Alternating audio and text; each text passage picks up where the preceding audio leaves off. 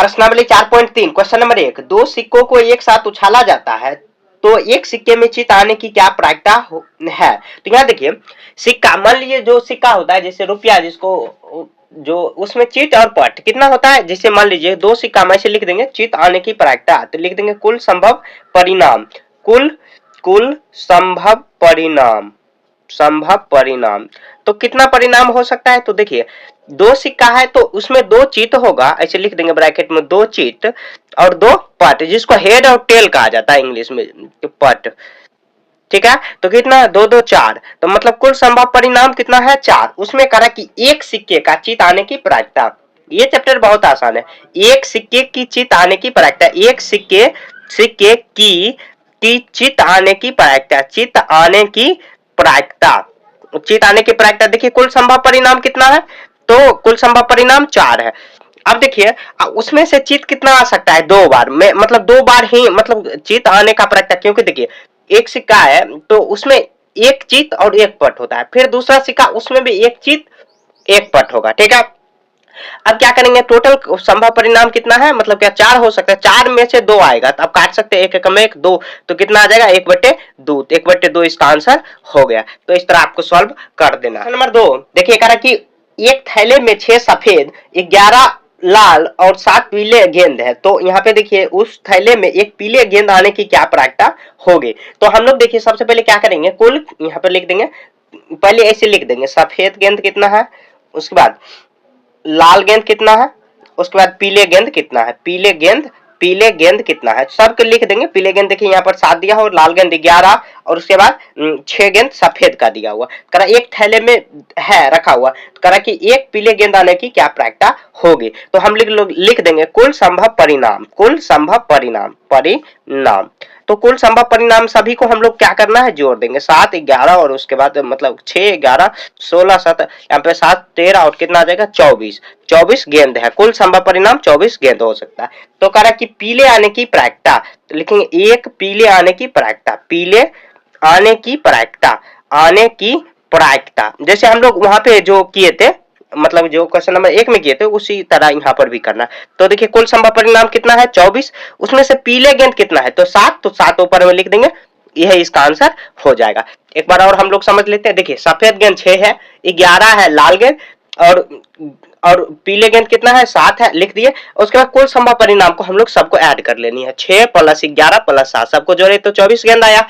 अब कह रहा पीला गेंद, एक थैले में मान लीजिए ऐसे अगर रखा हुआ, अगर मान लीजिए कि अगर बिना देखे अगर थैले से हाथ डाल के निकालेंगे गेंद, तो पीले आने की क्या प्रायिकता है, प्रायिकता मतलब हुआ कि संभावना, तो 7 गेंद में से ही आ सकता है, क्योंकि पीला 7 ही गेंद है, 24 टोटल गेंद है, उसमें से हम लोग 7 ही निकाल सकते, 7/24 आने की इसका प्रायिकता होगा। तो ऐसे ही आपको सॉल्व करना है। नंबर 3 देखिए कह रहा है कि अच्छी तरह फेटी हुई 52 ताशों की एक गद्दी में, 52 ताशों की गद्दी में ताश जो कार्ड होता है, एक इकाने की क्या प्रायिकता, तो लिख देंगे कुल संभव परिणाम, कुल संभव परिणाम मतलब कितना संभव परिणाम हो सकता है, तो 52 पता है तो 52 ही हो जाएगा परिणाम, तो 52 ऐसे लिख देंगे। ताश के गद्दे में कुल इक्का बराबर, कुल इक्का बराबर, इक्का कितना होगा, तो कुल इक्का बराबर, तो कुल इक्का टोटल होता है 4, मतलब 52 पता में 4 इक्का होता है, ठीक है। तो उसके बाद लिख देंगे एक इक्का आने की प्रायिकता, एक इक्का आने की प्रायिकता, आने की प्रायिकता जो जैसे मैं देखिए बता रहा हूं वैसे ही आपको बनाना है। प्रायिकता कितना हो जाएगा, देखिए टोटल है 52 और उसमें ऊपर में कितना 4 दिया हो, तो 4 मतलब 4 इक्का दिया हो ऐसे लिख देंगे, या अगर काटा हुआ है तो आंसर ऐसे हम लोग काट देंगे, 13 चौके 52, तो इतना 1/13 आ गया, ये इसका आंसर हो गया, ठीक है। तो एक बार और समझ लेते, देखिए कुल संभव परिणाम, टोटल क्वेश्चन में दिया हुआ कि 52 ताशों की गद्दी में, तो 52 हुआ, कुल इक्का कितना हो जाता है 4, तो मतलब जो ताश होता है, ताश अगर आपको खेलने आता होगा, इसे नहीं आता होगा तो इसी से पूछ रहे हैं, जिसको ताश खेलने आता है उसमें इक्का 4 होता है, ठीक है। तो ये बात याद रखनी है। तो एक इक्का आने की प्रायिकता टोटल, जैसे हम लोग क्वेश्चन नंबर 1 2 सेम इसी तरह बना रहे, कुल संभव परिणाम को नीचे में रखते हैं और जितना है क्वेश्चन में जो करा तो उसको ऊपर में रखेंगे, अगर कट रहा है काट देंगे, नहीं तो वही इसका आंसर हो जाएगा, ठीक है। तो इस तरह आपको सॉल्व कर लेना है।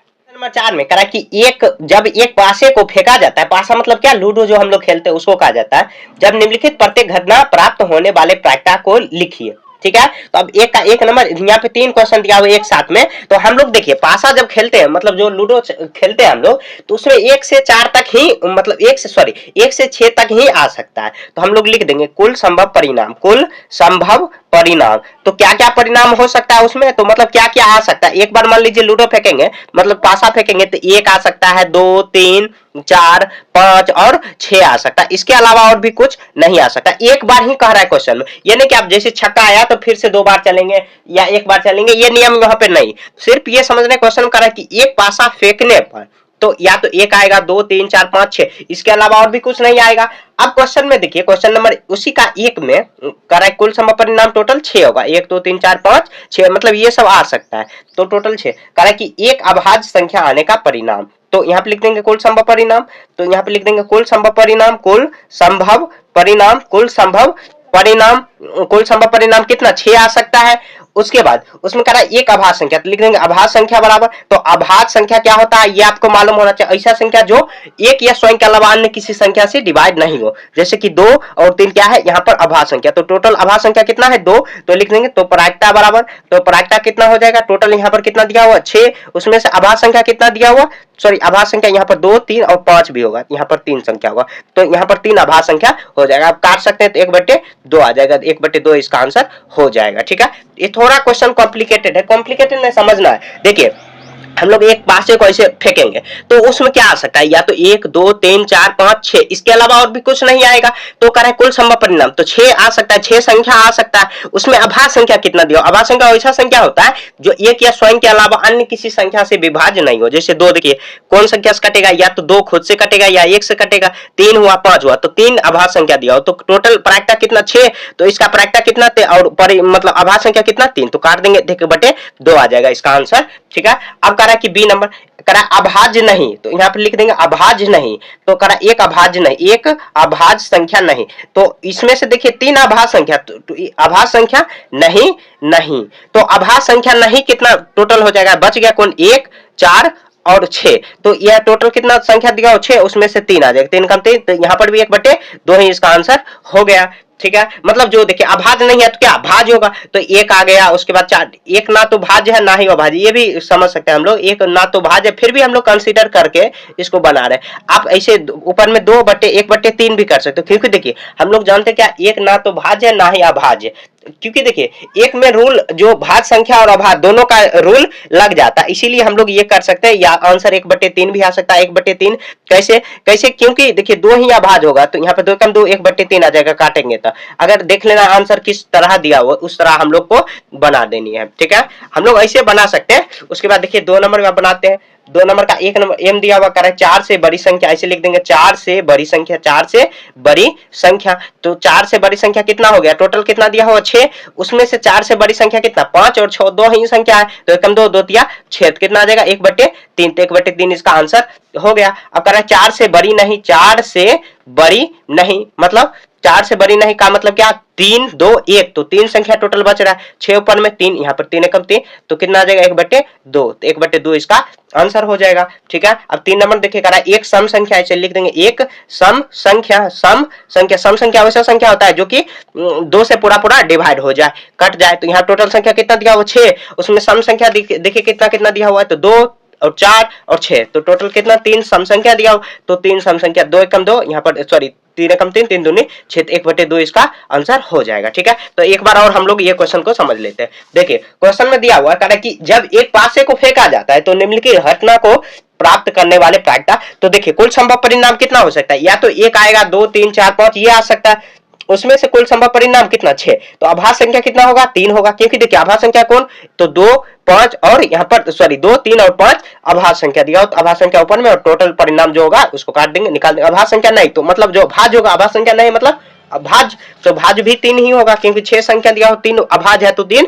भाज्य नहीं होगा। अब 4 से बड़ी संख्या कितना, 4 से बड़ी संख्या कितना 5 और 6 2 ही संख्या होगा, टोटल संख्या 6, उसका परिणाम निकाल देंगे।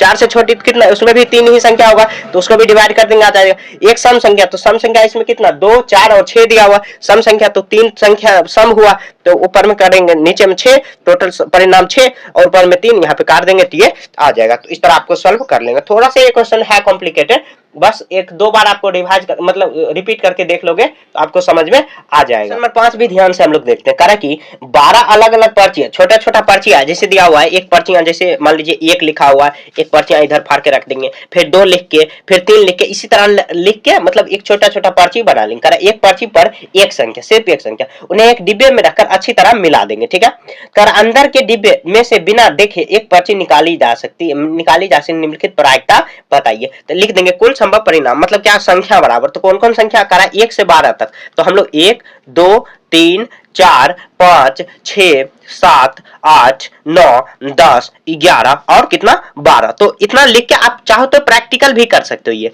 बहुत सिंपल है। ठीक है, छोटा छोटा आपको पर्ची ले लेना, उसमें 1 2 3 4 5 6 7, जैसे हम लोग चोर सिपाही खेलते थे बस वैसे ही आपको काट करके बना देनी है। ठीक है, तो कितना 1 2 3 4 5 6 7 8 9 10 11 और 12 तक संख्या लिख देनी है। जो क्वेश्चन में कर रहा है बस वैसे ही आपको करनी है। ठीक है, तो अब देखिए, कर अंदर के डिब्बे में बिना देखे एक पर्ची निकाली जा सकती है, निम्नलिखित में प्रायिकता क्या है। तो संख्या देखिए, एक नंबर करा कि संख्या 5 प्राप्त करना, तो संख्या 5 प्राप्त करना, 5 प्राप्त करना। तो देखिए टोटल संख्या कितना दिया होगा, तो लिख देंगे कुल संख्या बराबर, तो 1 से 12 तक लिखे हैं तो कितना संख्या टोटल होगा, कुल संख्या।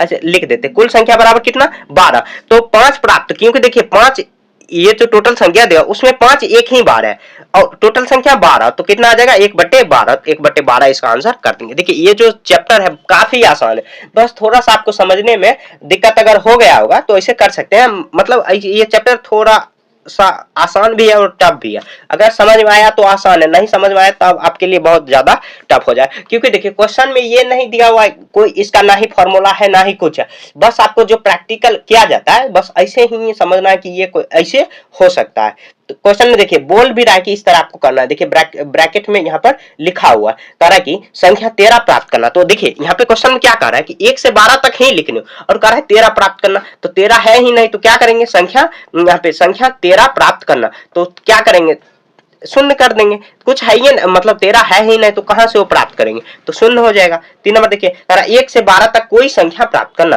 तो लिख देंगे संख्या 3 नंबर में। तो टोटल देखिए संख्या कितना 12, तो 1 से 12 कुछ भी संख्या निकालेंगे कितना आ जाएगा, तो 12, मतलब टोटल संख्या मतलब जो एक डिब्बे में भरा हुआ है जो 1 से 12 तक पर्ची, अगर हाथ वहां पे डाल के निकालेंगे कुछ तो संख्या निकलेगा, तो 12 में से कुछ भी निकल सकता है। ये नहीं कर रहा है कुछ संख्या, जैसे 5 कर रहा है तो 5 एक ही बार है तो 1/12 कर दिए, और 1 से 12 तक प्राप्त करना तो 12/12 की कर जाएगा कितना 1, तो 1 ही इसका आंसर हो जाएगा। ठीक है, इस तरह आपको ये सॉल्व कर लेना। एक बार और हम लोग समझ लेते हैं। देखिए क्वेश्चन में कह रहा है कि 12 अलग अलग पर्चियों में 1 से 12 तक संख्या लिखी हुई है, तो हम लोग ये संख्या लिख दिए 1 2 3 4, ये आपको इमेजिन कर लेना है कि ये पर्ची पर लिखा हुआ 1 से 12 तक संख्या लिख दिए, तो कुल संख्या कितना हो जाएगा, तो 12 संख्या में मतलब जो 12 पर्ची बनेगा 12 ही पर्ची टोटल बनेगा। अब क्वेश्चन नंबर 1 देखते हैं, करेक्ट संख्या 5 प्राप्त करना, तो संख्या 5 प्राप्त करने का क्या प्रायिकता होगा, तो हम लोग टोटल संख्या दिया हुआ है 12, उसमें से अगर 5 निकालेंगे तो एक ही संख्या 5 हो सकता है, तो 5 एक ऊपर में लिख दिए बटे में 12, तो 1/12 हो जाएगा। ठीक है, अब देखिए संख्या यहाँ पर करेगी संख्या 13 प्राप्त करना, तो 13 यहाँ पे दिया ही नहीं हुआ क्वेश्चन में, 1 से 12 तक ही कह रहा है लिखने को, तो मतलब पर्ची पर, तो 13 नहीं दिया हो तो 0 सीधे बना देंगे। अब कह रहा है कि 1 से 12 तक कोई एक संख्या प्राप्त करना, कोई एक प्राप्त करना, तो टोटल संख्या 12, उसमें से 12 पर्ची है तो 12/12 करेंगे, इस 12 कट जाएगा एक बार में, तो 1 ही इसका आंसर हो जाएगा। तो इस तरह आपको ये सॉल्व कर लेनी है।